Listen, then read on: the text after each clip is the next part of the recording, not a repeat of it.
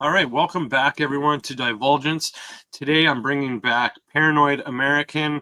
He does all kinds of amazing research into so many different topics. He also has an awesome website, which he'll talk about later. He sells all sorts of different comics and cool paraphernalia related to like Illuminati, conspiracies, stuff like that. But I love the work he does, so I'm really happy to bring him back on the show. Paranoid, how you doing, man? Name unknown, Paranoid American. How are you doing, my friend? You can call it propaganda. That's fine. And Okay. my name's not unknown. It's not a secret. My name's I know. Thomas, but I know. You fucked me over so hard the last everyone time I calls had me you on here. paranoid. So You made what me. did I do last time? You made me think that I totally like threw your Oh yeah, name that out you there. doxed me. Yeah. Yeah, man. You really freaked me out. So, yeah. But thanks for coming back. How are things going with yourself, my friend? Good man. I'm ready to talk any and all things Disney. I got finished today editing. I don't know how many ungodly amounts of hours of Occult Disney podcasts. So fresh in the head. That's awesome, man. So first thing, what is Occult Disney? Tell the people what you do with this subject. So I worked at Disney for a little over a decade. Rose up through the ranks back in like the animation department, and right after I left, I was already deep in the conspiracies and everything. But maybe like 5 years or 6 years after I left, I started talking about it with like other podcaster friends that I had, and I didn't really listen to any podcasts. And they're just like, "Oh man, you got to come and talk about this on my show, yada yada." So one thing led to another, and then eventually my co-host Matt, he reached out to me after hearing me talk about it on Tinfoil Hat with Sam Tripoli, and he was like, "Hey, I've got a strong background in music, and I had done the Fantasia review, and he's like, do you want to do another Fantasia episode to kind of tie in like the music theory on top of everything else, all the color theory and the aesthetics and all this?" And we ended up doing that one episode and realized just through discussing that I don't think I had seen all the different classic Disney movies, especially not in order, and double especially not since I like cared about looking for occult symbolism and synchronicities and knew all the weird conspiracies about frozen heads and secret messages. So it felt like something that was worth kind of doing, especially since so many people were coming to me as like I was some kind of an authority on Disney, as if I was alive in the 1930s all the way through, the 70s and 80s, and like I just knew the whole catalog. So I felt like if anyone should do it, I guess I should do it. So Occult Disney is a podcast where we've been watching every single theatrical release animation for Disney, all the way from Snow White to I think we just crossed 2013. So we just did Monsters University this week. Cool, man. That is really awesome. I mean, it's like Disney and its nefarious ties to all sorts of different things is something that you see pop up all over the place, like on social media and stuff. But it always kind of scratches the surface with a quick couple sentences or a screenshot or two. But it's definitely an interesting topic to dive deeper into, which is obviously why we're here today.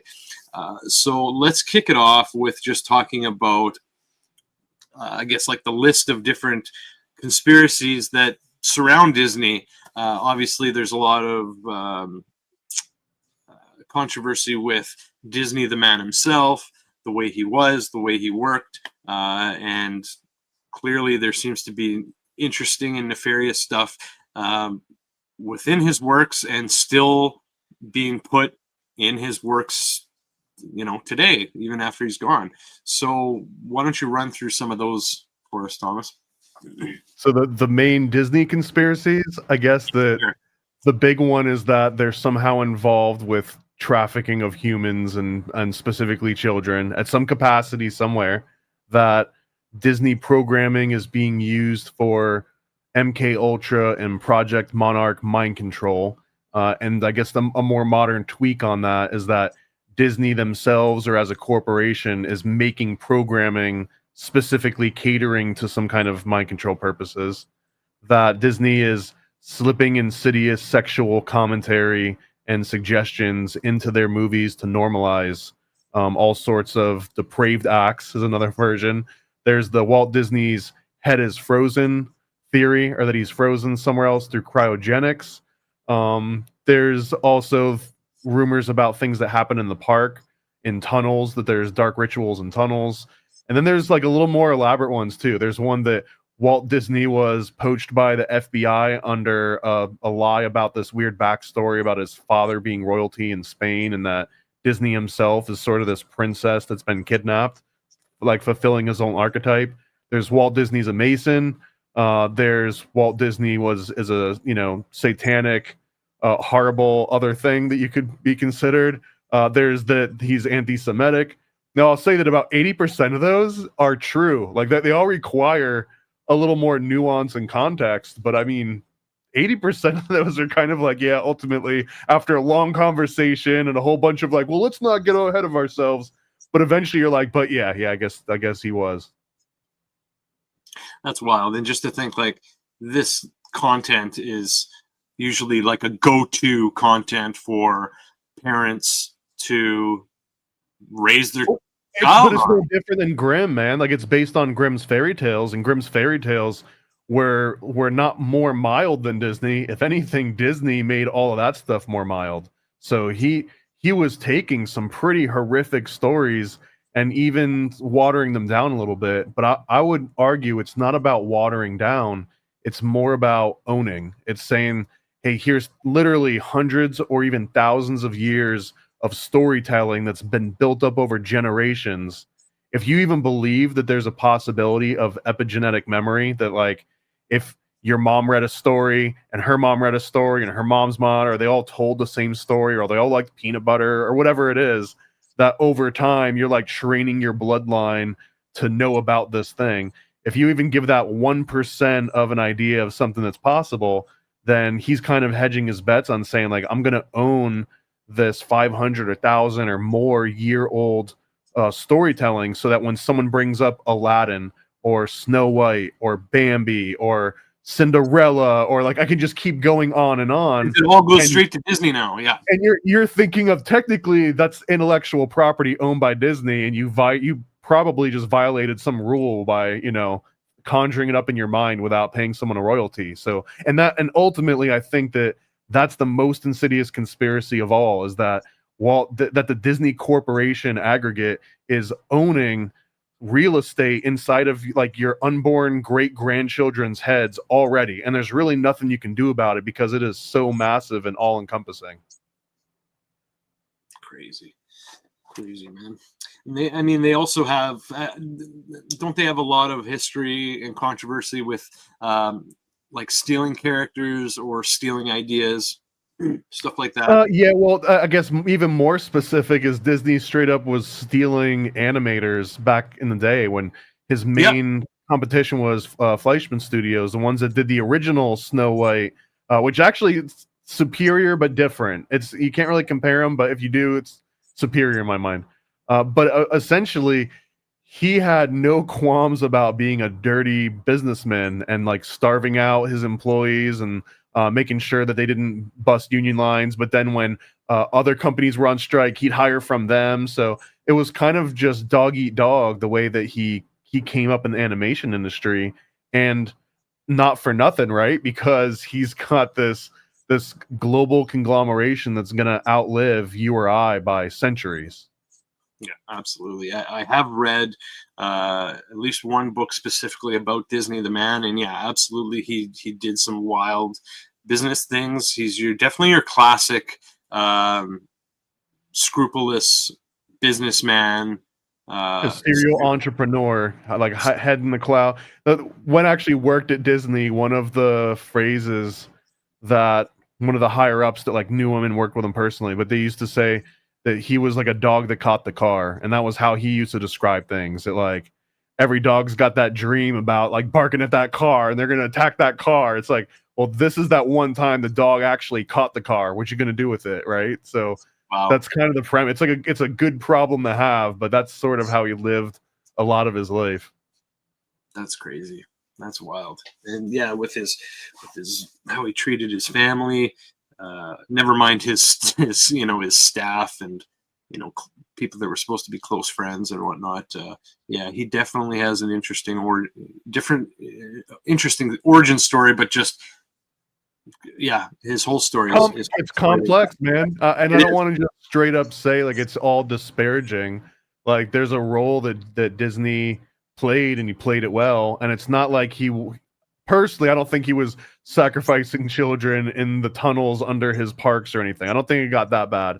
But keeping you away from your family and making you work extra hours or else, and you knew that or else meant that you were out of a job because he was the only thing in town, and like that sort of mentality. I mean, yeah, he was a scrupulous businessman that probably thought equally of business as any individual person. But I don't think that he was like a horrific monster or anything. Just for the record. Do you okay? Well, having said that, the stuff that we're about to get into with all these different movies, do you think he had knowledge of this stuff during the time that he was alive? When did he die again? Oh, well, 100%. I think that he had knowledge of all of this because one of the, I guess when I was saying, what was it? 71, 66, 66. Yeah. So yeah, three years before JFK.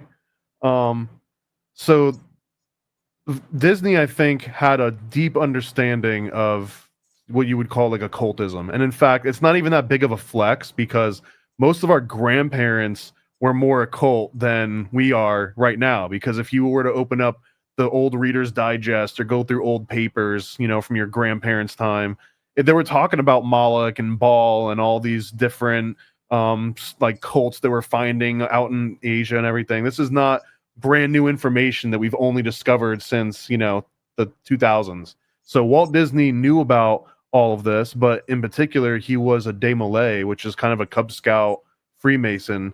So he would have been introduced directly to esoteric teachings and really deep allegory, not just from like, oh, you kind of pick it up, but like he would have been taught it and tested on it and ensured that he was memorizing these things and understanding these really deep concepts. So of course, that's going to be in the DNA of everything he makes from then on out. And I think that you do see that in the people that he hires and how much control he's got over the earlier films that really have the most occultism. Like you can actually, if you were to plot it out on a graph, the amount of occultism in Disney movies, and not just for flash, not just to like throw a pentagram somewhere to like, oh, it's, you know, it's, there's a cult now, but like to truly have esoteric and occult teachings. You can see the drop off as soon as he starts getting preoccupied with the theme parks, then ultimately dies. And like the 90s Renaissance, it sort of was missing all that original early Disney occultism. The early stuff? Snow White, Pinocchio, Dumbo. Yeah, those all had like much deep, I guess more specifically occult teachings baked inside of them. Fantasia is this entire story about wild. About like evolution, but it's not just evolution of life, it's evolution of sight and sound and color and music and structure and all of this, and it weaves like a very coherent story even though it was made in all these different disjointed parts. And I think that there's a direct correlation as soon as you get into like the early 70s, right around when they start using Xerox machines and 101 Dalmatians, you've got this very strong taper off, at least in classical, like Rosicrucian, Freemasonic style occultism. And then what comes in is probably more of an aggregate of like 60s and 70s woo-woo, New Ageism, blended with like this historic foundation that Disney built. Okay. Wow. Interesting. So let's start going through some films. You can tell me, you know, give me your opinion on the film, what it's trying to say.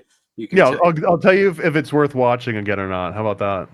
Yeah, for sure. And then we can, for those watching, we can pull up some screenshots and stuff. Yeah, along the way. So why don't we just start with Fantasia first? Okay, so Fantasia, the best summary I've got for this one, it's probably the most important Disney movie, and it's just a very long magic ritual. And every single time you rewatch it or mention it or reference a character in it, it just recasts that magic ritual on the world again.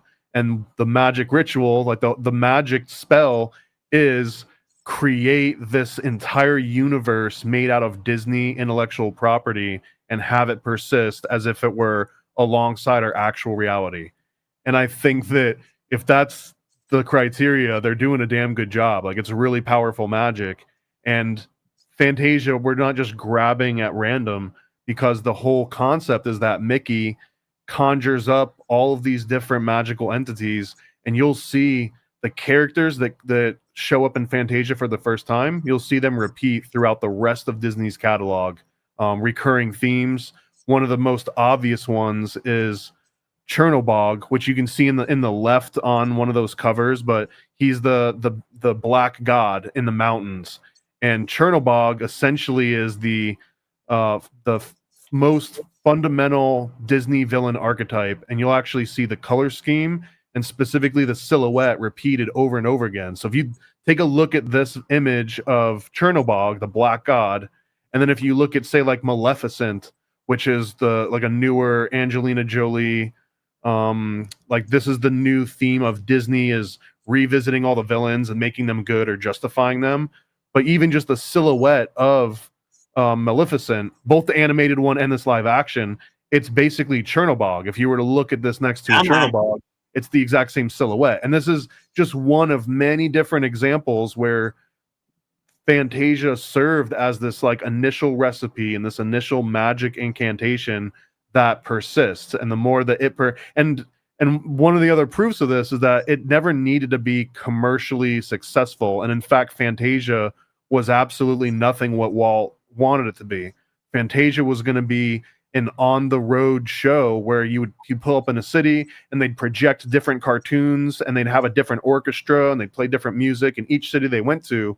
So it was a little bit more like a jazz concert, as opposed to this like recorded static thing that everyone sees the exact same thing. But the world evolved around the idea as he developed it, and it turned into this movie. So the whole premise of Fantasia is to generate and create this entire Disney reality for everything else to live inside.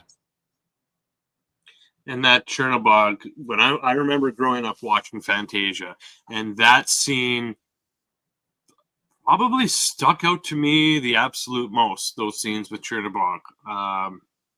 Yeah, they were quite frightening. It's kind of a frightening film altogether, if depending how you take it. Like, I would never ever want to watch that film on too potent of drugs, because I feel like that would just blow my mind, man. Oh, I mean, that's what our great-great-grandparents were doing, right? They were probably out on some mountain naked dancing on All Hallows Eve. Jeez. Very scary figure. And they only needed to get this scary once this early on, because again, this is just like they introduced this ingredient and then let it permeate and express itself in all these different ways. But the Chernobog is like, there was a counterpart. So Chernobog is literally the black god, like the bad guy, and then there's also a white god who is, right, good, as you would imagine. So this is like Disney's showing you, okay, when we're putting together our color palette, this is black. This is the evil that we're going to be drawing from for the rest of our movies throughout the entire existence of Disney's reality that they've created. It's always going to be based on this Chernobog character. And what's the other character, the hero or the White Angel? So I don't think Disney has a counterpart to this one, but it's I can't remember what the translation is of the white god. If you just look up Chernobog and then white god, you'll probably find what the counterpart is. Okay. And in my mind, I don't know if there is any counterpart to Chernobog, because there's no truly like altruistic, definitively good guy in any of the Disney movies, in my opinion. Maybe they wrote one to be like that, but pretty much every single Disney character is flawed in some way. It's more of a Gnostic universe than a truly like black and white, good and bad universe, which is on track for this Rosicrucian Freemasonic style thinking, where everything happens in between the checkerboard floor and not necessarily on just any one tile. What other, are there any other interesting? I mean, I'm sure you've done many different episodes on Fantasia, so you can probably talk about that forever. But are there any other? I mean, is this worth a rewatch? I mean, I know that it's an important one. I'm sure it's definitely There's worth. technically there's 2 or 3 versions too. So there's Yes. the original Fantasia. There's a Fantasia 2000, and then there are some variations where someone attempted to put together Walt's original vision for sequence and everything, where they've re-edited Fantasia 1 and 2000 and some of the Salvador Dali's unfinished animation and merged those all together into one. So, I mean, I would say it's worth another rewatch, but do beware that you are casting another magical ritual inside of your head, essentially, and it's going to affect all your progeny for a few different generations. So, with that disclaimer out of the way, yeah, I think it's well worth another rewatch. Because the other thing too, if you feel like you want to appreciate how deep the original Fantasia movie really is, it starts out and it basically gives you one dimension of senses. It starts out completely black and it's very monotone. It's a single instrument. And then as the introduction of the entire movie come together, they literally start introducing color and then form and then shapes and then complex shapes and then 2 dimensions and then 3 dimensions. And then as they're doing all this, they're showing you the evolution of human senses. Like this is where you first started to get your vision, where you first started to hear new things and different frequencies. They're kind of they're like simulating that original evolution, and they're doing it over the course of like 5 or 6 minutes. But I mean, if you're not like on your phone and distracted by something and you fully just get engrossed in the very beginning of the original Fantasia, it's such like a slow, overwhelming experience.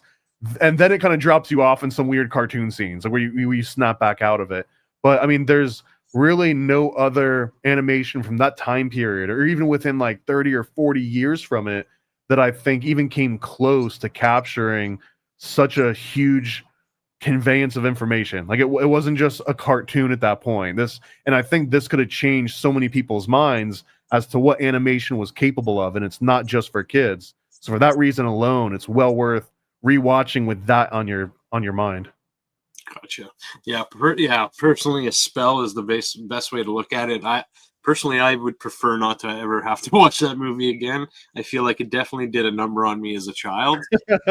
I'm not gonna lie. The story is that light overcomes the evil, because as soon as the Chernobog scene is over, I think it's Ode to Joy that comes on, and then it's like all these angels and people, and then it shows that like humanity itself was born from light overcoming this horrible darkness, and that there's like some more Rosicrucian Enlightenment era philosophy, I think, baked into all that. But light does ultimately overcome Chernobog. So Chernobog is just there to like bury that initial villain Disney seed, and then everything else gets better after that. So don't get too worried. Pan is there, so you've got the agricultural demon, but he's like super cute. He's playing like a little pan flute. He's got like cherub cheeks, so you don't have to worry about him yet. Oh man! All right, how about Snow White? Let's get into Snow White. So this is the movie that put Disney on the map, the very first classic Disney movie, and also I think the most Rosicrucian occult magic out of all of them. And in fact, if you go back and you rewatch this, highly recommended. But the very first thing that happens is that she wishes into a well that she'll meet her Prince Charming, and that, like, this is literally the first thing that happens in the movie at like right after the credits kind of open up. She goes into this well, she wishes, and immediately the prince shows up on the scene, and she runs away. And there's this interpretation where she's this like young virgin, and she's afraid of this masculine energy that just like literally riding a huge horse with a huge dong. So she's like, oh my God, a guy, and she runs. But there's other versions where what she's scared of is that she realized she just cast a spell into this well and was like, summon a mate for me. And the fact that her magic was so powerful that it happened immediately. Like, it happened almost the second she was done with the statement. All of a sudden the wish came true. So she's kind of running away from how magic she is. She was like, damn, I didn't realize that I was this potent. And she's kind of scared and needs to like reevaluate her whole life. And that's sort of, and it's so much deeper too than just she got scared because a boy came by, because that's not what happened at all. And it's not like this is just a weird interpretation. This is the original occult symbolism of this entire story, and the fact that animators sat down and drew these frames thousands and thousands of times. Like, there was so much intent behind opening the story up on that specific of an idea. And then it goes and shows the evil stepmother. So they're defining this Disney archetype that you're going to see over and over again. And she goes and she sits down in this huge throne with all of these peacock feathers that are all around it. And man, the peacock feather in medieval times, it represented the all-seeing eye, because at the very top of the peacock feather, it kind of has this like eyeball pattern that like looks like it's looking over at you. So again, like, just for this to be steeped in all of this different symbolism within the first 5 to 10 minutes, this is deeper than you're going to get in any modern Disney movie after 2 hours of cars or planes.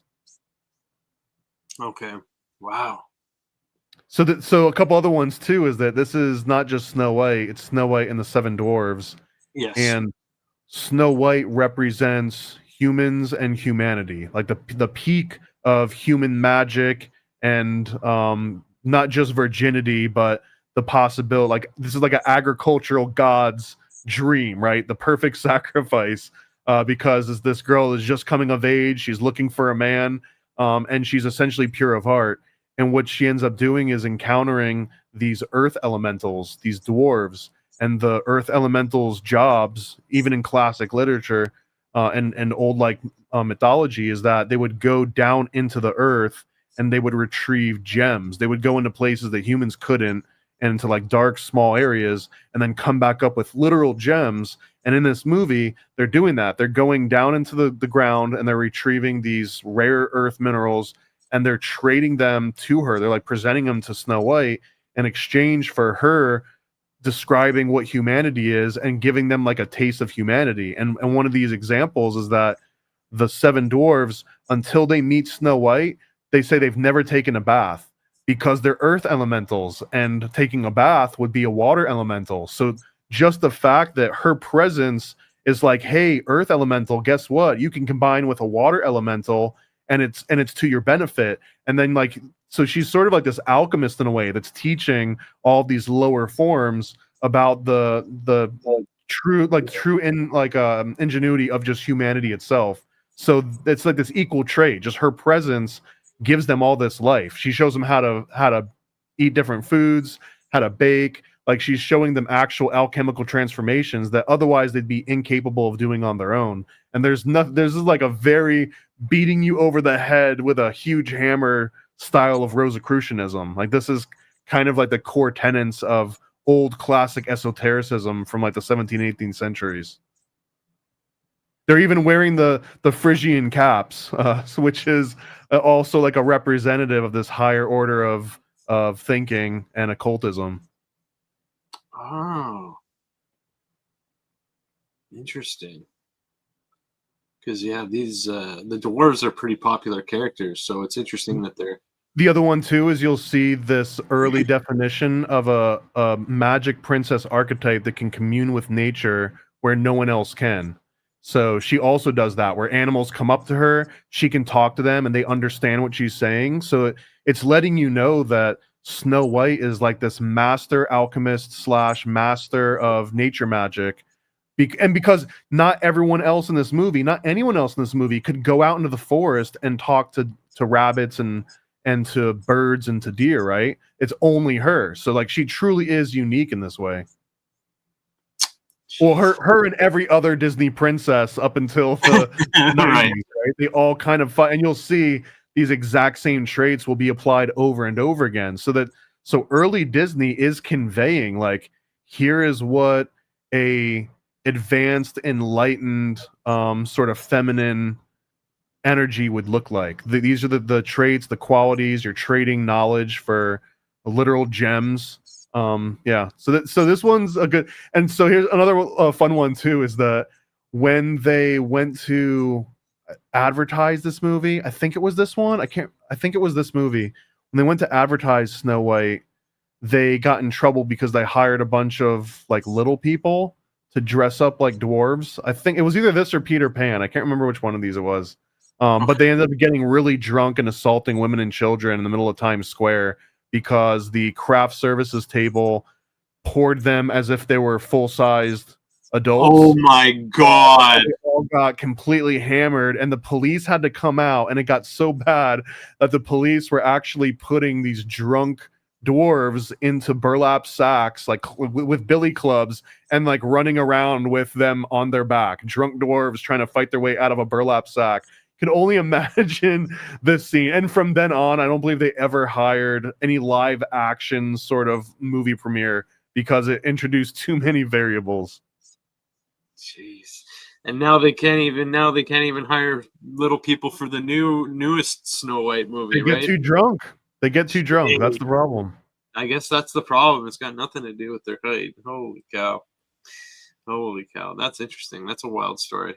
There's a lot of wild stories like that in some of the books about Disney that I've read about like when they were making the movies and putting them out and stuff like that. So yeah, that's an interesting one for sure. Well, here's another interesting one is right around this time, like a couple movies following Snow White, you actually had animators that were working on Disney movies, then go into World War II, catch a body count, and then come back and sit back down at the desk and finish out that animation that they had been working on. So in 2025, I'm sure the number is greater than 0, but how many Disney animators do you think have body counts making movies now versus these movies they were making in the 1930s and the 1940s? And it's a weird mentality that it's hard to get behind, or it's hard to really encapsulate, because now we've got like concepts of mental health and that you like if you had a job, you might not actually go off to war. You just pawn that off on like the young 17 and 18-year-old idiots, right? They go into like the war machine. But this was literally a time when it's like, what? My country's at war? All right, let me put down this pencil and this pen. Let me go off to war and kill me, get myself a body count, and then come back and work on a movie again and finish it up. So the mentality of the people working these movies were very adult. Like they were very complex, nuanced, maybe PTSD riddled sort of workforce. Like the real PTSD, not the kind like you saw a Ben Shapiro interview and now you've got PTSD from it. Like right. You got a body count. Yeah, you've done some shit and your mind is messed for sure. And it's like, oh, I can't believe these animators are drawing these like half nude women. Like, really? Have you seen the front of like a warship or like a fighter pilot? Right? Like it's pretty much the only other job that a lot of these guys would be getting. So it's either make things for children or make hot women for adult men. That those are sort of like the two different things that you could bounce between. So it all makes sense in that context. Wow. Yeah, context helps for sure. Thank you for sharing that. Let's move on to Pinocchio, also a classic. So one of the few that's not based on Grimm Brother fairy tales. This one's based on an Italian political activist newspaper cartoon, and it was essentially about how children were literally being trafficked and forced into labor, which is all this is basically the whole premise of this entire movie was happening to real people. And I guess ironically Snow White too. So there are some versions of Snow White, if you look historically in the areas in which the original folklore came out, that the only people that could fit in some of these small mines were children. So essentially the seven dwarves and Sleepy, like those were children that were slowly dying because they kept being forced to go in these horrific conditions. So Pinocchio is sort of an interesting extension of that. Again, it's about children being turned into workhorses, like literally in this one. But then there's also a Rosicrucian aspect to it because it's early Disney, so there has to be. So there's the concept of the golden ass, which is an old philosophical occult text that is essentially the story of when they go to Pleasure Island. That this is the beginning point of the golden ass, but in addition to that, this has these political connotations where children were being turned into work mules. So it has this very thick, deeply double layered meaning. And then after we get out of Pleasure Island, then it starts getting into like Jonah and the whale and all sorts of biblical contexts. And again, this movie is about human intellect that's gracing like the natural world. So in this movie, Pinocchio himself represents these base elemental sort of just material, like materia from the world itself. And then when the fairy godmother comes in, I can't remember her name off the top of my head, but when she comes in and she basically gives him like the magic stardust so he can be a real boy, what that is human consciousness. She gives him human consciousness, but he doesn't get the body to go along with it unless he can show that he's capable of growing with it, and then he actually gets the body to go with it. But really, what you learn in this one, and she has a name, I can't remember what it is, but in this particular scene in the course of this movie, you know right from the very beginning that your human body makes no difference, and it's all about this consciousness, because Pinocchio is just literally a literal wooden puppet, and the second he gets consciousness, he's got everything that you would want out of a human or out of, you know, a friend or a son or yourself, except for this fallible body. In fact, he kind of gets a downgrade, right? Because now oxygen is going to eat away at his organic material way faster than if he had just stayed wood. Probably, I don't know. If you got like, you could get your wood treated and probably live longer than an old person. You can get your wood treated. They do it all the time. I'm sure you've had your wood treated. Yeah. Okay, careful. Okay, moving on then.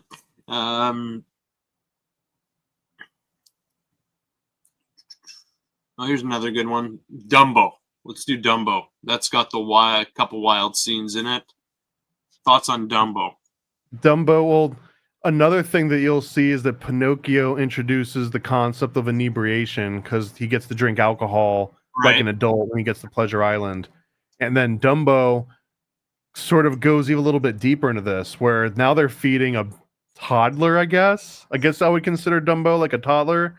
He's probably somewhere between like 3 and 6 if you had to correlate it to like human like intellect. And he finds his way into this liquid. I mean, it's implied that it's alcoholic of some kind. Maybe it's like absinthe or something, but it is clearly psychedelic. He's not just getting drunk off of this.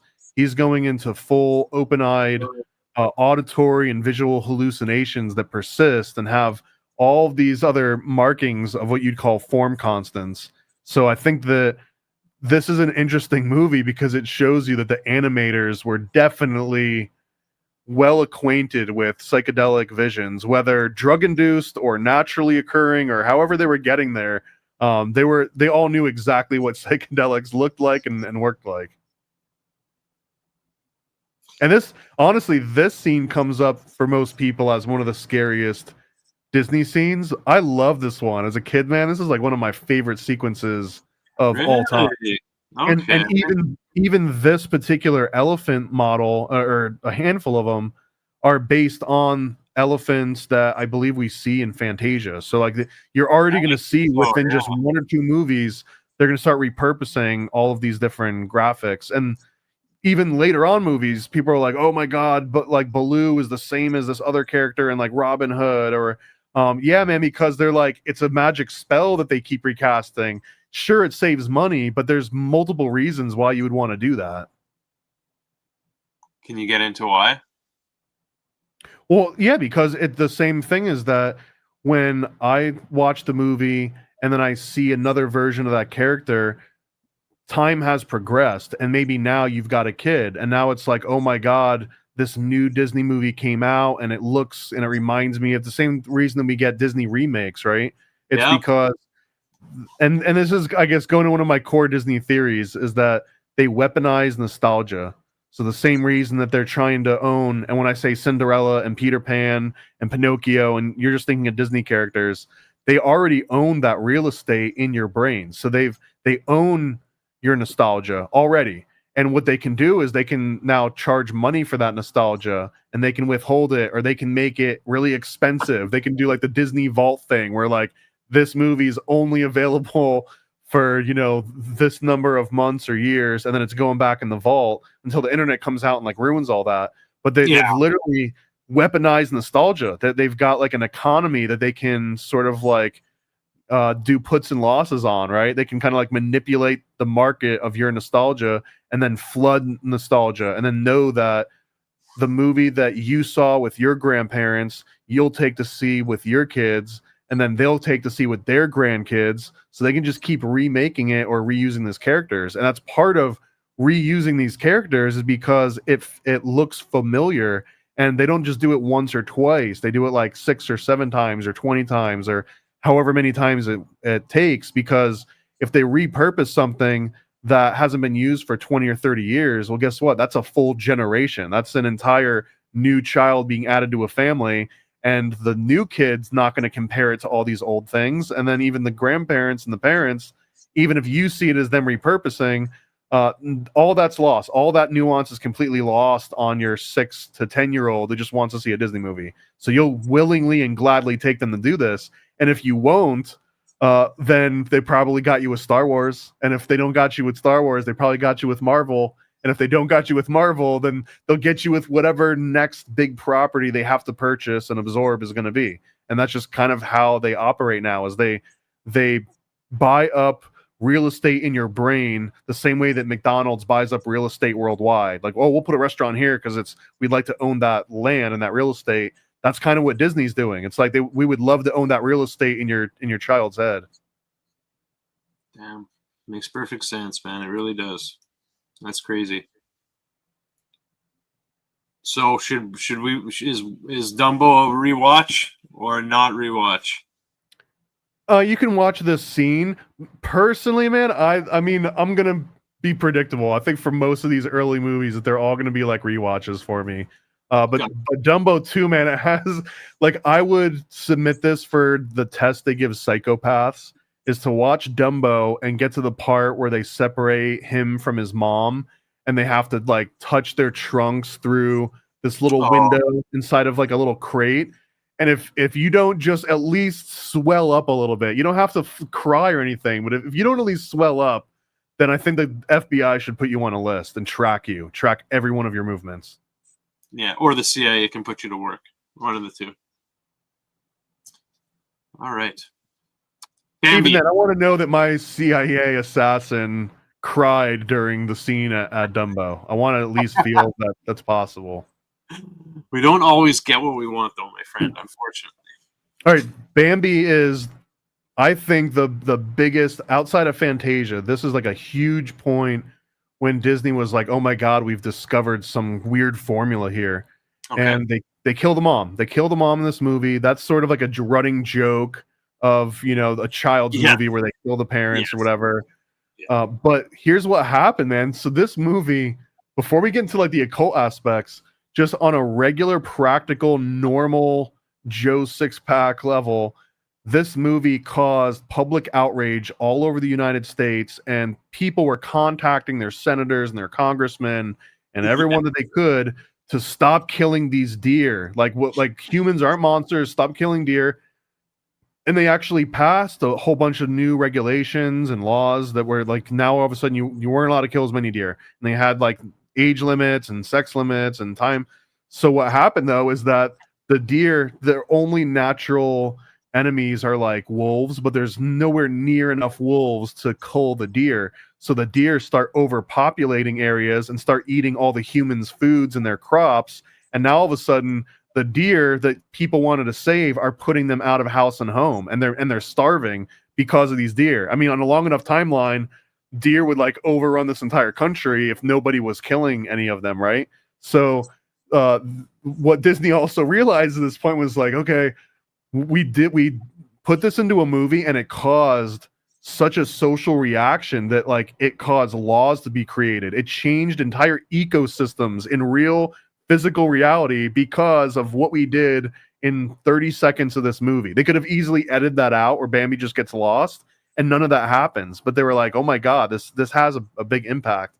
So not only do they realize we can enact cultural and ecological and economical change just through putting a message into a movie, that also this is the birth of what I like to call the Disney proxy. And the Disney proxy is where you introduce a character that 6-year-olds watching this movie, they identify with. They're like, that's me. So if they're watching Bambi, they're like, that's me.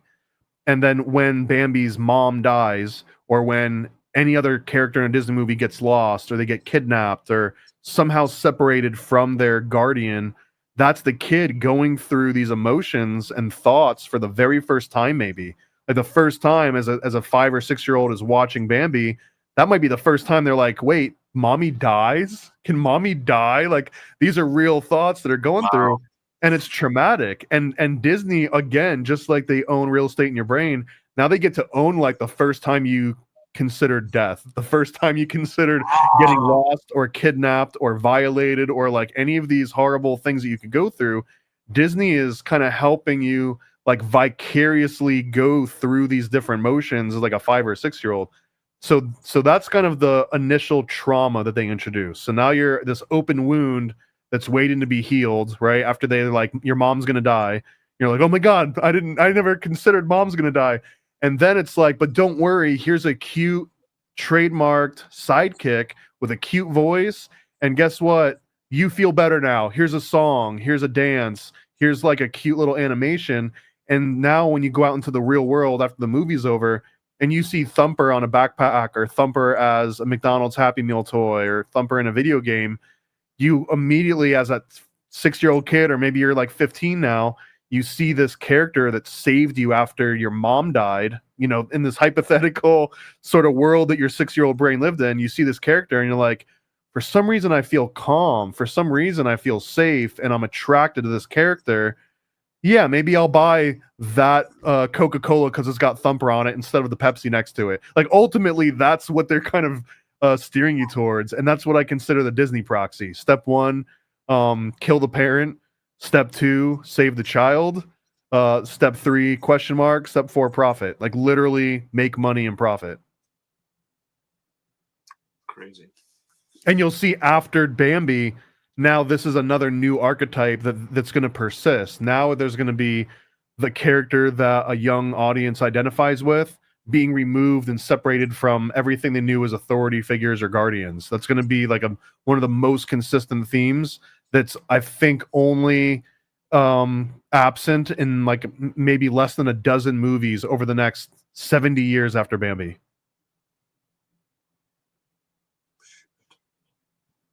Well, the next one I wanted to ask about is actually not even Disney, so we'll move on. It's a Hanna-Barbera or whatever. So we'll move on to Cinderella. How about Cinderella? Obviously,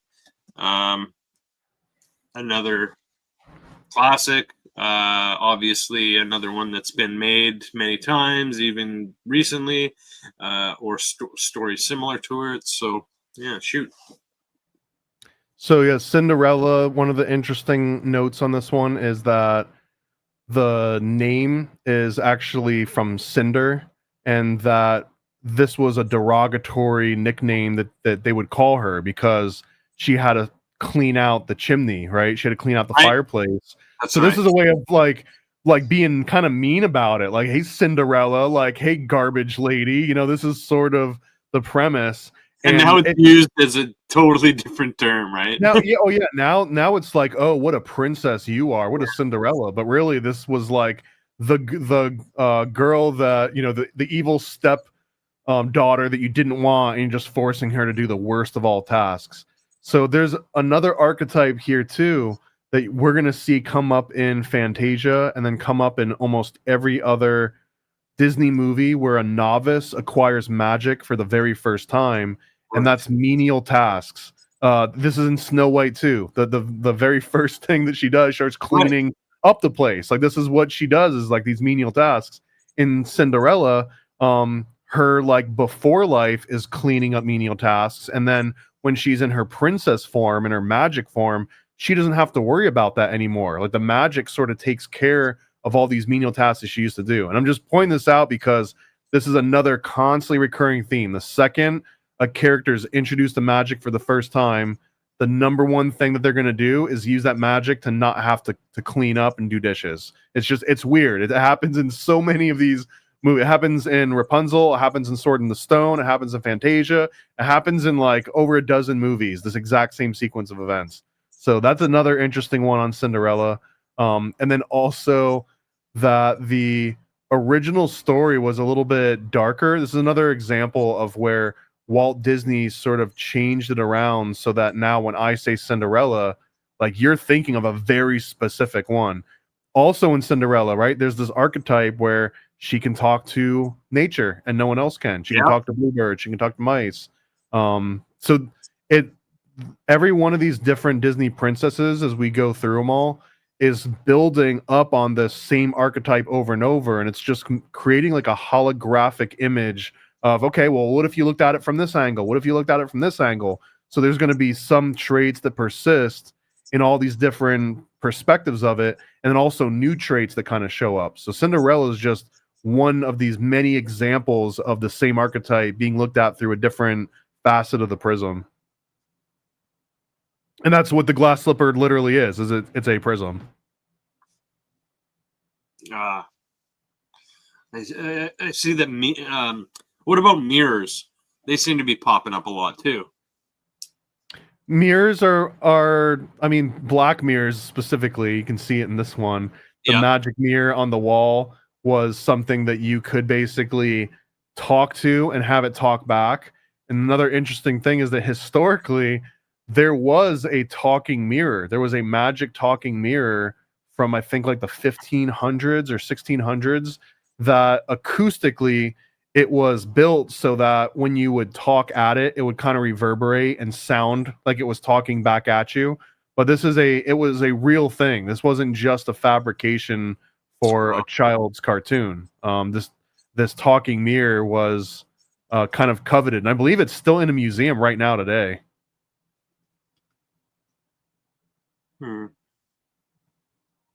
I'll see if I can pull up where it's at and what it's called, because I know Is there the talking mirror in the Spessart Museum in Larm, Maine? That might be it. I mean, and it's not like it literally listens to you and talks to you like a chat GPT. No. But just acoustically, and it looks like a little owl too, kind of. Yes, it does. Yes, it does. You got that right. Holy. And I mean, this is one of those curiosities that has always been an interesting kind of enigma in time. So here's this talking mirror. There's also been much older stories of like the brazen bull, where they would like cook people inside this bronze bowl, and the acoustics are designed so that it would transform either the gas escaping their body or their screams or whatever would come out through like a little diaphragm, and it would make it sound like a bull was making noise. So I think it's all these interesting connections of these rich elites having these mundane physical items that seem like they're coming alive, because a lot of the time the villains in these stories, if you were to like peel back all of the curtains, like, they're making up their magic. They're just really mean, and they've got resources to like send people after you, and they can poison you, right? And they can do all these horrible things to you. But ultimately, they are not magic. It's always the princess that's magic in these cases. It's Cinderella that's magic. It's Snow White that's magic. Rapunzel that's magic. And it's not any of the villains in those stories.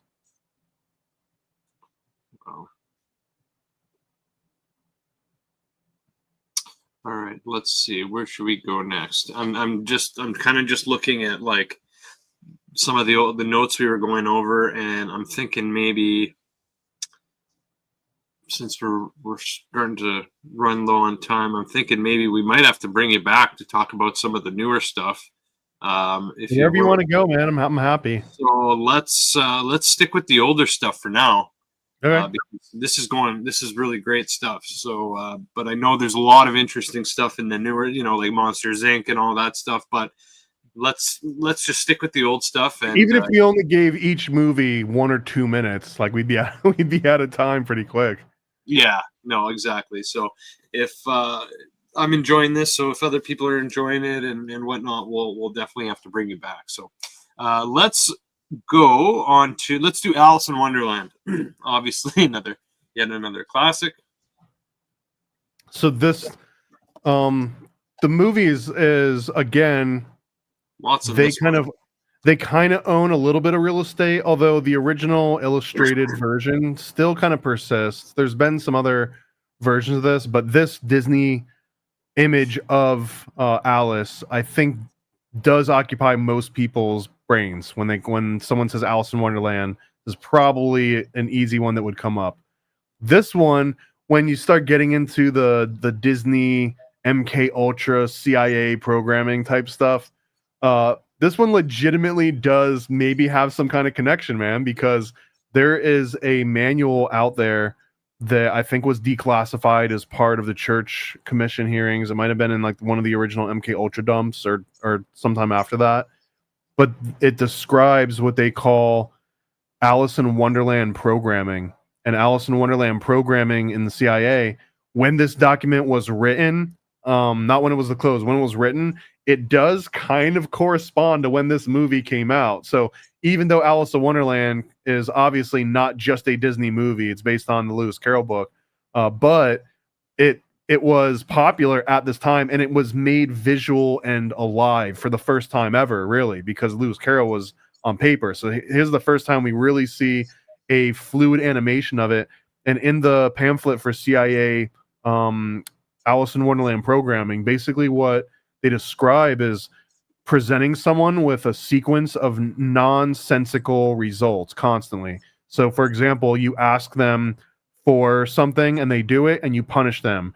And then you tell them not to do something and they do it anyways, and you reward them. But you don't just invert the logic. You kind of like mix it up. So maybe the third time they do something, now you slap them no matter what they were going to do. And what it does is it puts the human brain into the state where you realize that nothing makes sense, and I might as well just submit myself to what's going to happen, because it doesn't matter what my internal decision making is, that like my thoughts are wrong, and whatever this external force being exerted on me is, that's what's right, and I have no say in the matter. And once you can break someone down to the point where they're just willing to accept everything going on around them and just go with the flow, this is sort of the Alice in Wonderland mode, right? Where she's like, all right, I guess these are the physical limitations of this new reality I find myself in, so I will just abide by whatever is going on.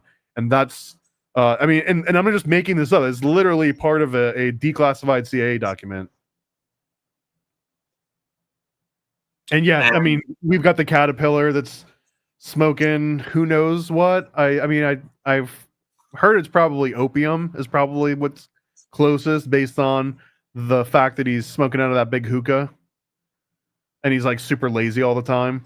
Yeah. I mean, Alice in Wonderland, I don't know about your childhood growing up, but there was never a time in the 80s or 90s as I'm growing up as a kid, Alice in Wonderland was always like drug culture reference. There was never a time, aside from the first time I saw this movie when I was like 6 or 7.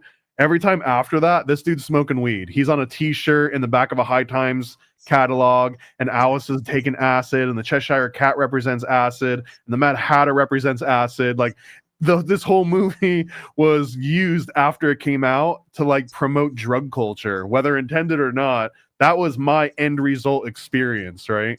So I always thought that this Alice in Wonderland combined with the drug culture link, combined with the declassified CIA programming method called Alice in Wonderland, it was all just like, how many synchronicities do you allow to stack up before you start like, hey, there's something to this?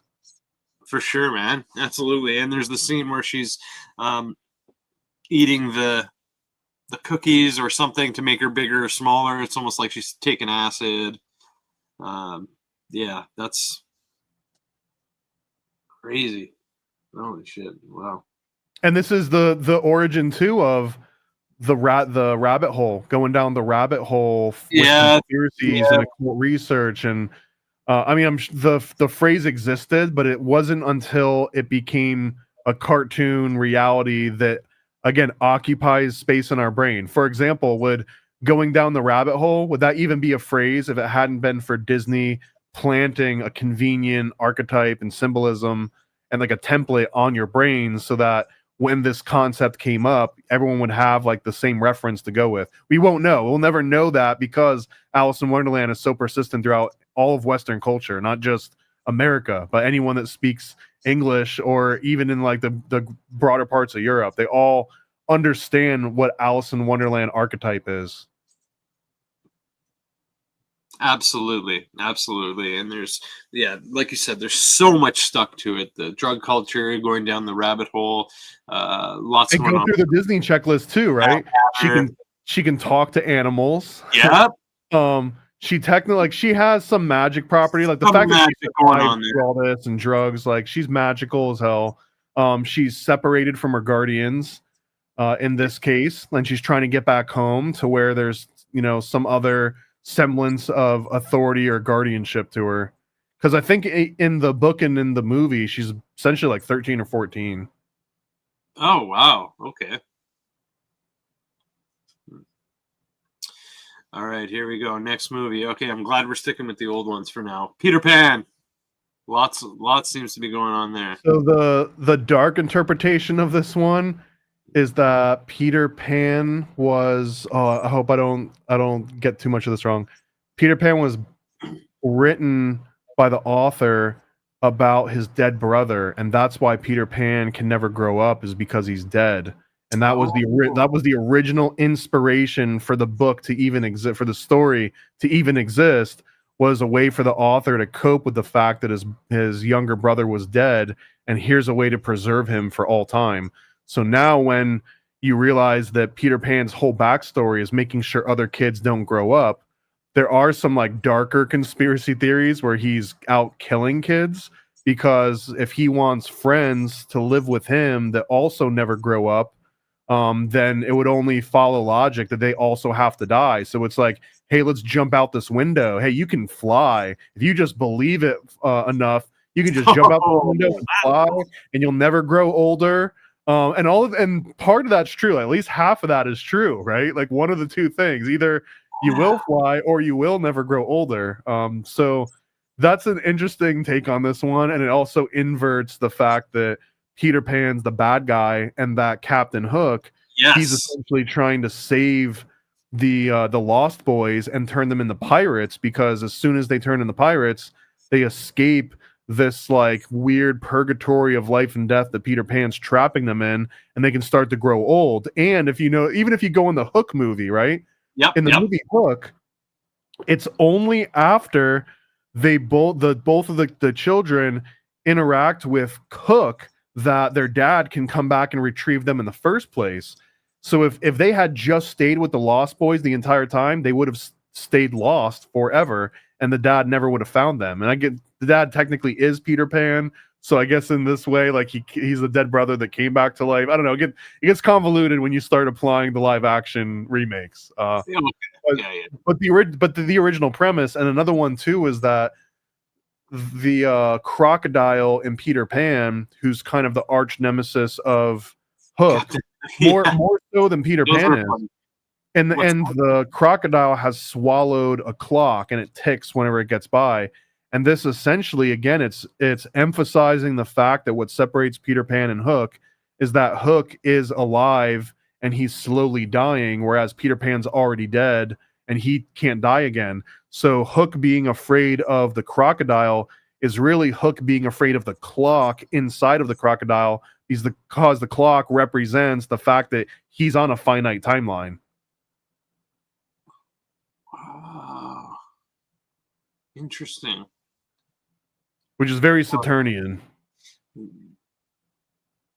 The shaving scene. Yeah, I'm starting to remember some of these scenes. They're kind of pretty funny, actually. Peter Pan also, they do a fairly accurate representation of the mermaids. which drops later on when Disney does mermaids in the future. But the mermaids immediately start trying to drown and kill Wendy. And if you watch it and you're not paying attention, you might not even really notice it, but they are literally trying to drown and kill her because they are so attracted to Peter Pan, and also they see that she might sort of disrupt this dynamic that Peter Pan has with the rest of Neverland. And Peter finds it funny. Doesn't he laugh at first? He's laughing at first.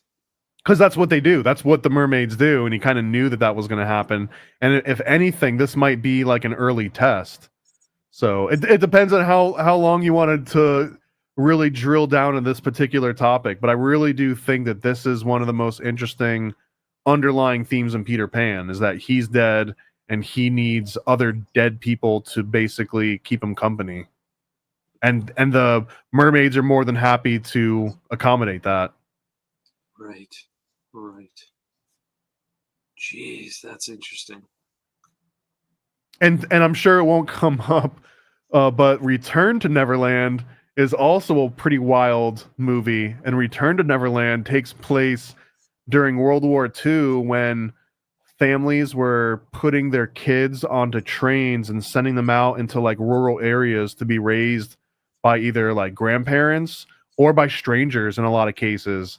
And a lot of these cases, those kids never came back. They just send them out into who knows where, because the idea was that if the Germans come and they, completely bomb all of the cities and then everyone dies, then at least the kids will be safe because they'll be scattered throughout the countryside. But it's just weird that this is the premise of this follow-up Peter Pan movie is about like these orphan trains and children being separated from their parents in mass. Like, it takes that Disney proxy and it's like, now imagine it's happening to everyone you know in your entire country.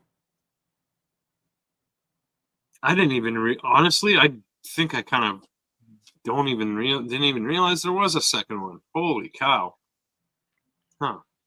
It's about orphan trains, man. You should take a look.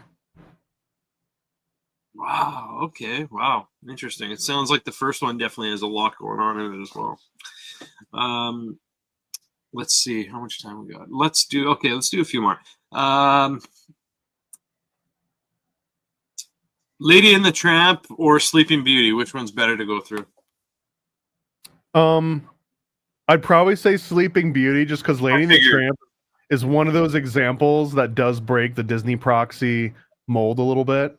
So Sleeping Beauty, what's interesting is there are so many variations of this particular story. And in a lot of the earlier ones, there wasn't even a prince that comes and like wakes her up with a kiss. And you would expect that that's the biggest part of this whole movie. Yeah. And that was never even really required as part of this entire thing. And Sleeping Beauty, this is definitely a grim fairy tale, very Germanic in origin.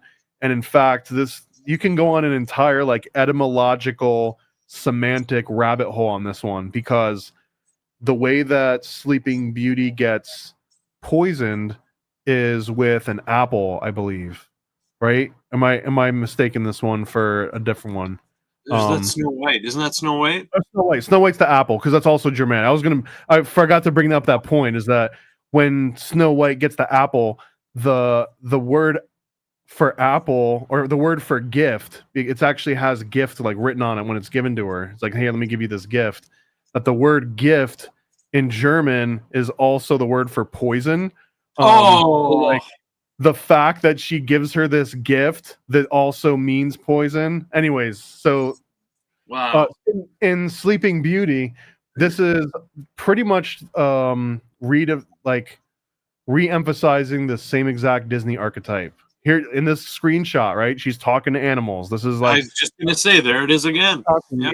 You're always gonna see this now in every single Disney princess movie. And the important part isn't that she can, it's that nobody else can. It's just her. And sometimes like a prince might be able to like get annoyed by an animal, but usually it's the princess is the only one that can commune with all of these. And then in the original Sleeping Beauty stories, like I said, in the Disney one, this one is cited as this feminine energy that has to be kind of like unlocked or combined with male energy at the very end. That's sort of the occult teaching in the Disney version, because it's a girl that gets kissed by a guy, and that's the only thing that wakes her up from her slumber. In some of the earlier stories, she just kind of comes back to after a while, and it's sort of like anticlimactic, right? So the Disney version of this one does make the most sense, and I also think that the actual visual, like the silhouette and the aesthetic of Sleeping Beauty, is probably the closest to a traditional Disney princess over time. As you watch the rest of the characters evolve, you're going to see her DNA in them way more than you're going to see Snow White, and way more than you're going to see Cinderella. You're going to see Sleeping Beauty for the most part coming through in all the newer characters. Gotcha. And this one also, I think, has a few different magical incantations that come directly from Shakespeare. Okay, I could see that.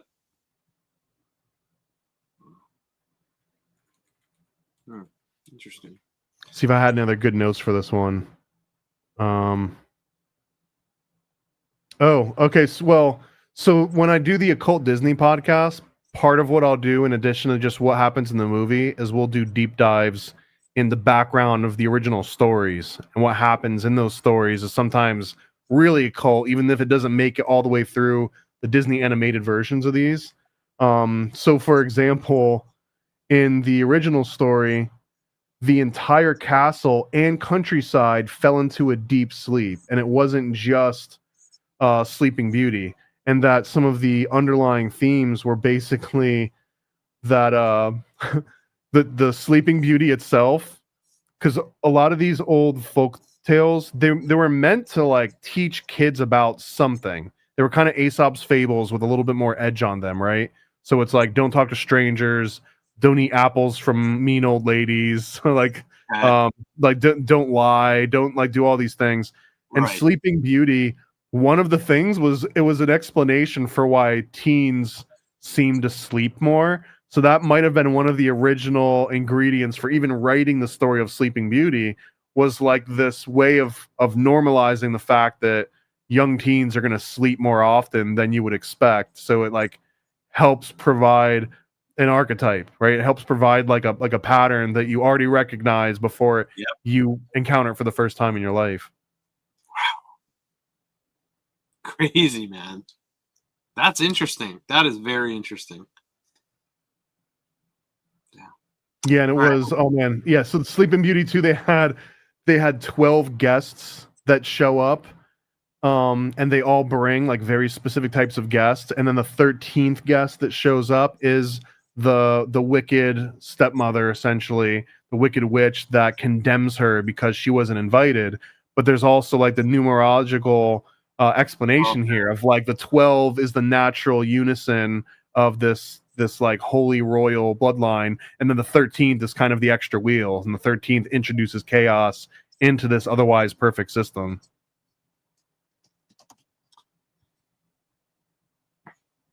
All right, we'll do a couple more before we wrap up. How about 101 Dalmatians? So this one was partly made on a Xerox machine, literally. Really? Yeah. So this is so this is when we got Xerox machines now.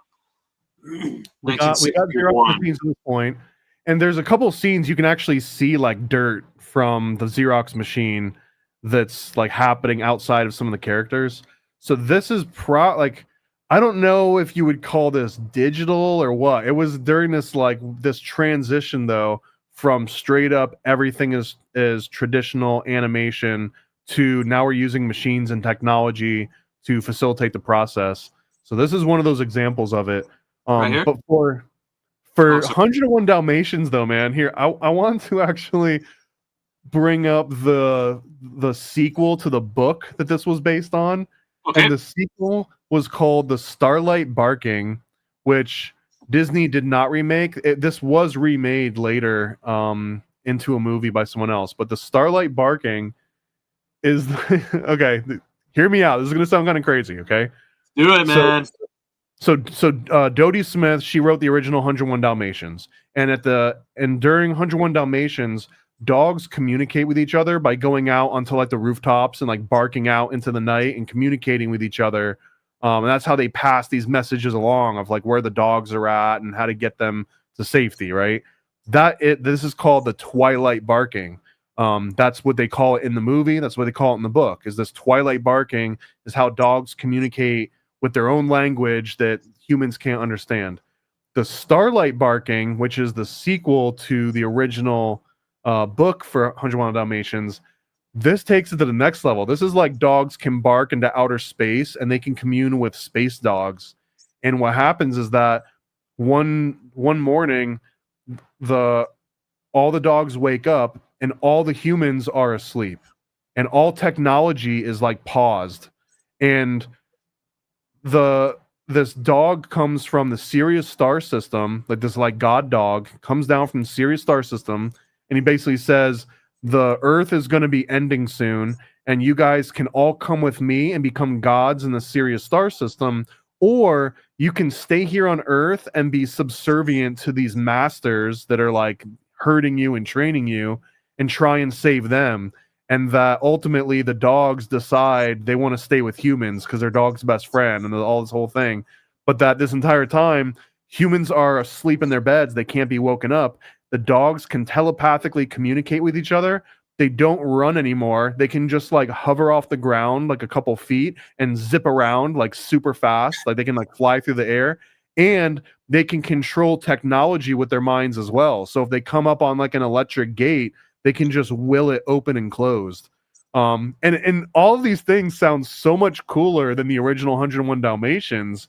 I don't know why they didn't make this into a movie. Well, actually, I do. It's because Dodie Smith became incredibly like she became an outspoken pacifist right in the middle of like wartime, and this was kind of seen as like uncountryman-like, unpatriotic. I think she came from the UK, and she left the UK to come to the United States to be with other sort of like war protesters. And this is one of the reasons why they didn't pick up her second book, is because she kind of got a little political there at the end. But man, it's such a wild it's literally dogs flying in from the Sirius star system from outer space, and they're using technology with their minds and they're flying. Wow, that's crazy, man. Just imagine what could have been with that. Holy. And they did make it. I can't. Man, I wish I can remember the name of this freaking movie. Someone made a live action version of it. I want to say in like the late 90s or early 2000s or something.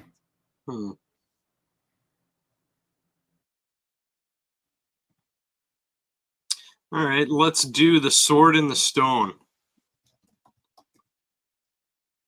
Sword in the Stone used to be my favorite Disney movie of all time. I think, hands down.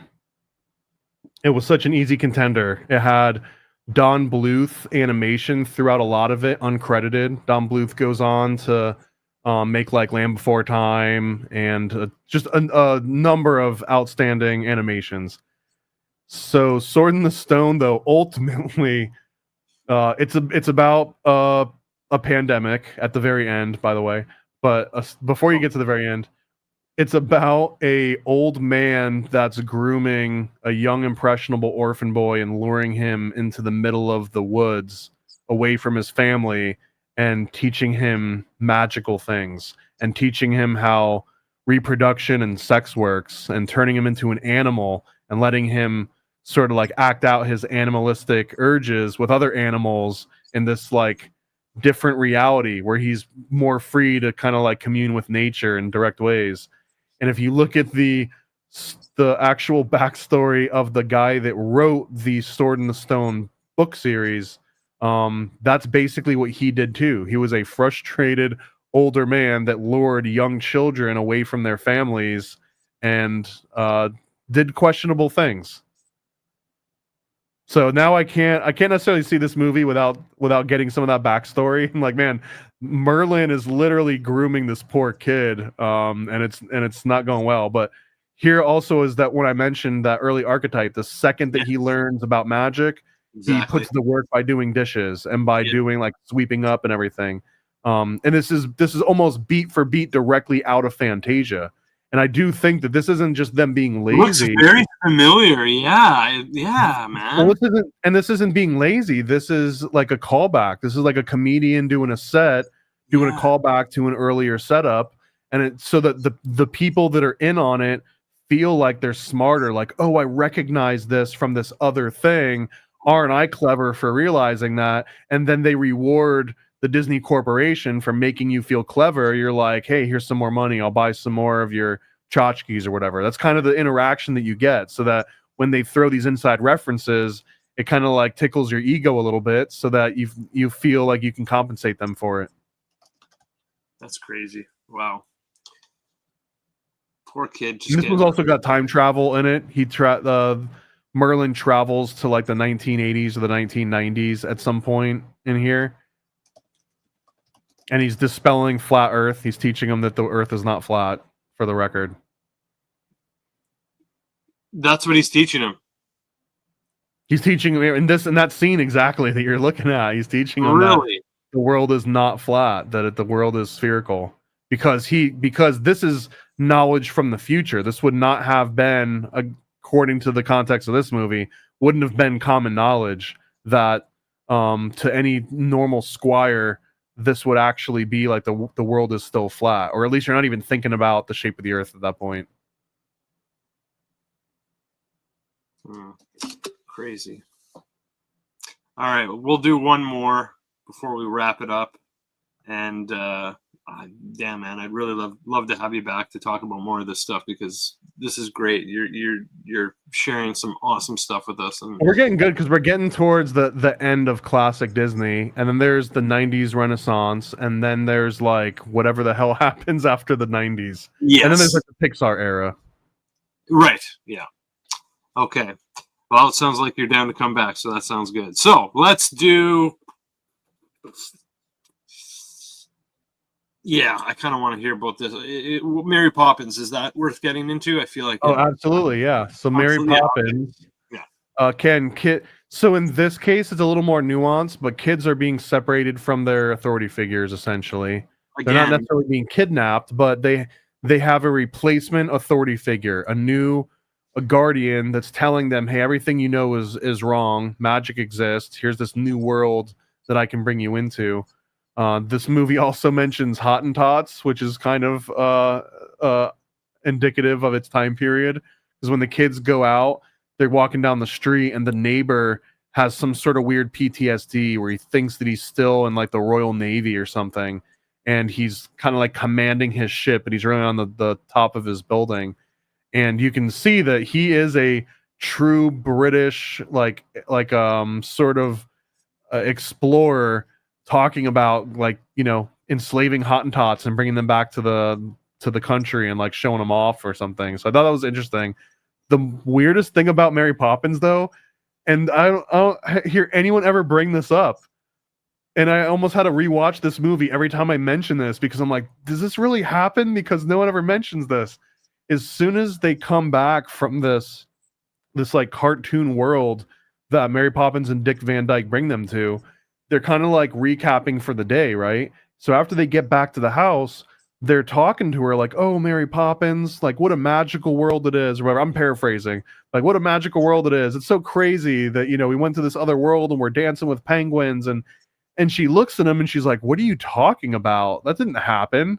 And they're like, yeah, no, you brought us there. And like, then we were dancing and there was penguins. And she's like, stop making things up. You guys are bad. This is not what like good kids do.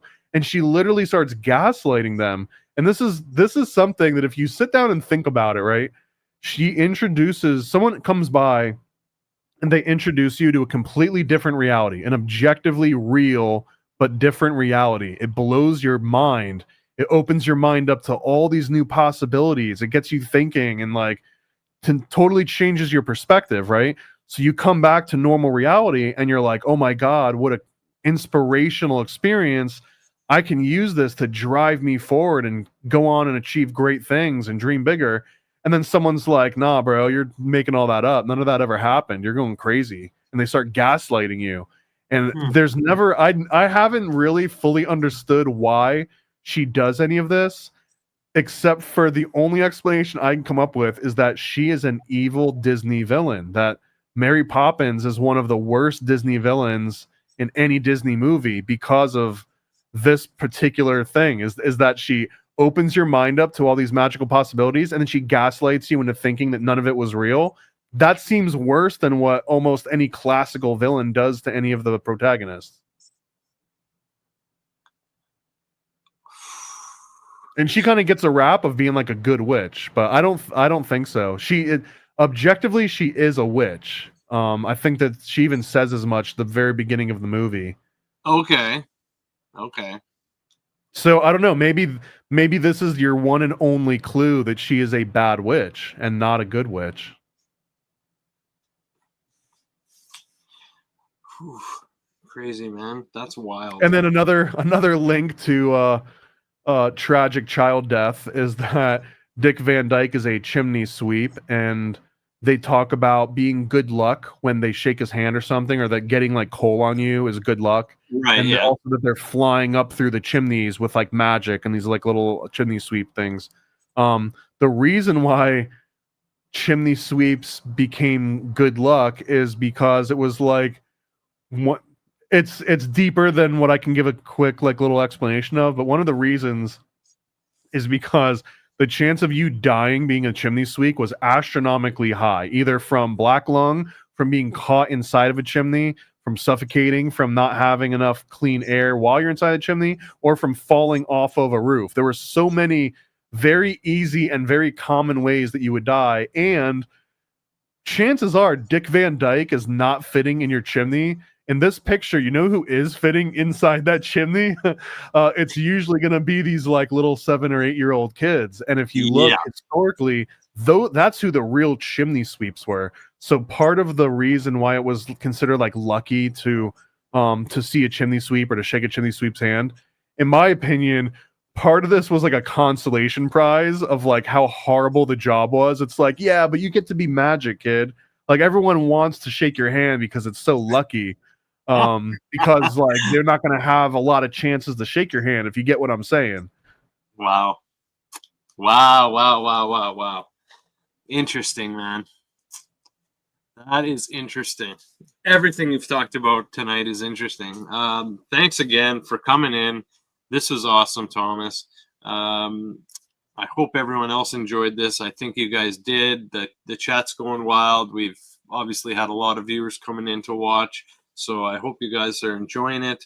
For those, Thomas, who don't know who you are, or don't know where to find you, can you let them know where to find you, man? I am the Paranoid American, and I'm at paranoidamerican.com. We mentioned earlier on in here, I worked at Disney for 10 years. I worked my way up through the ranks from lowly graphic designer to basically 2D computerized animator, making games. I just mentioned that the latest issue of Occult Disney was Monsters University, and that was one of the last big projects I worked on, was a video game for Monsters University while I was at Disney. So it came full circle today as I was recording that one.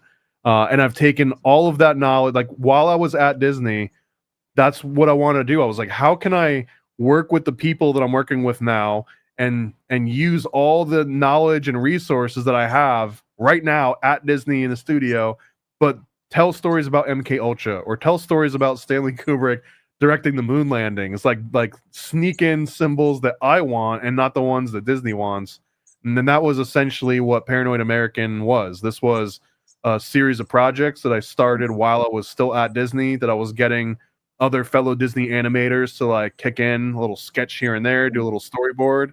And I mean, 15 years later, now it's been 60 titles I think I've published. I've got all kinds of different comics for all different age groups, and coloring books and stickers and shirts and toys and all of the bits and bots and propaganda that you could ever want.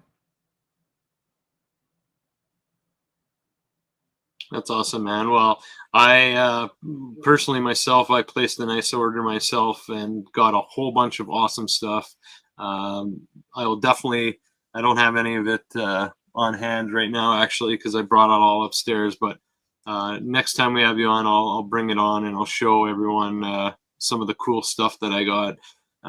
But yeah, everything from like little pamphlets to comics to kick-ass stickers, and I still love the Kubrick stuff that you have. It's the same exact thing where if Walt Disney is weaponizing nostalgia, then we need to weaponize nostalgia. Like, we also need to do that. So repurposing different branding that's been seared into your brain to encode like different messages. And I guess that's the one thing that you'll probably see across all my different projects, is that I'm taking something familiar, but then I'm like re-encoding it with a completely different type of message. Yeah, that's awesome, man. I love it. That's one of my favorites right there, the Kubrick patch. So definitely go check his stuff out. Paranoid American. If you're not already following him, please check him out. Yeah. So thanks everyone for watching and listening. Thanks, Thomas, for your time.